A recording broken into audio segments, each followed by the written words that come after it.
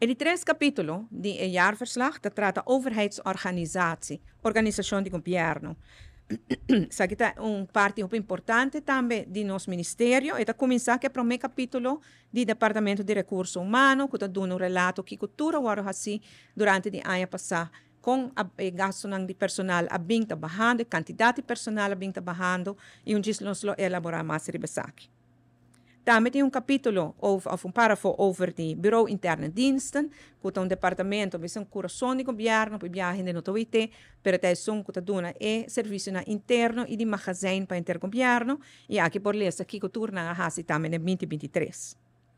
Parágrafo 3.3, a directie, de dienst burgerlijke stand en bevolkingsregister, que é censo, que não também mira, não somente reto, mas bastante logro de censo durante 2023, e você mira que o censo logra atender su visitante de menos de 7 minutos, que é algo que queda remarcável, e algo que nós temos queda durante a elogio.